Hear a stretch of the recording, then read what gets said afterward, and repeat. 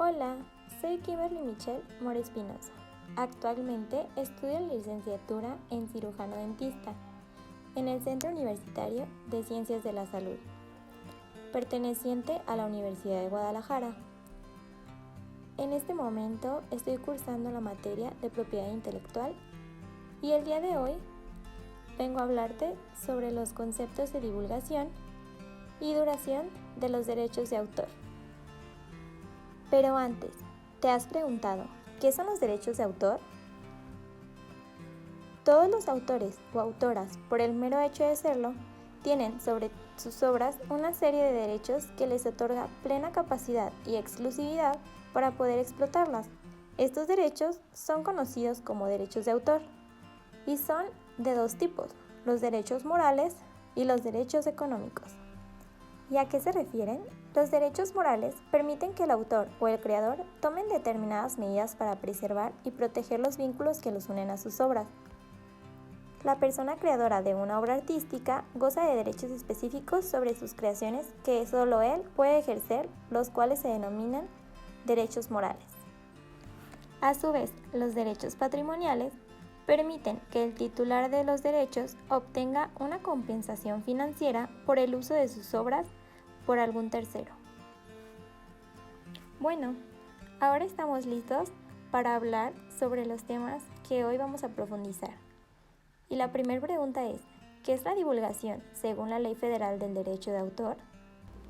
El artículo número 16 dice que la divulgación es el acto de hacer accesible una obra literaria y artística por cualquier medio al público por primera vez, con lo cual deja de ser inédita.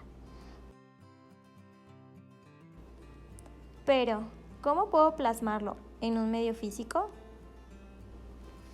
Podemos encontrar diferentes maneras de hacerlo.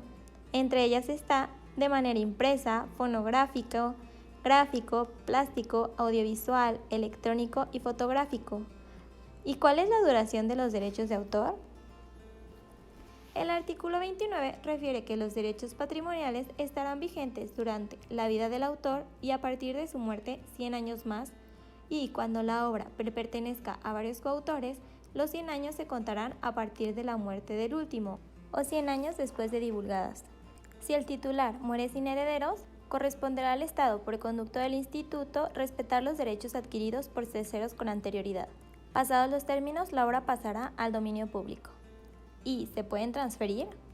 El artículo 30 dice que el titular de los derechos patrimoniales puede libremente, conforme a lo establecido por la ley, transferir sus derechos patrimoniales u otorgar licencias de uso exclusivas o no exclusivas.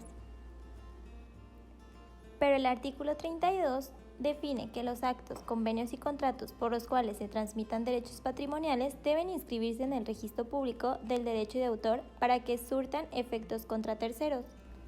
Por lo cual, a falta de estipulación expresa, toda transmisión de derechos patrimoniales se considera por el término de 5 años. Solo podrá pactarse excepcionalmente por más de 15 años cuando la naturaleza de la obra o la magnitud de la inversión requerida así lo justifique. Y por último, para que esto quede un poco más claro, vamos a englobar todo lo que hemos hablado con un ejemplo.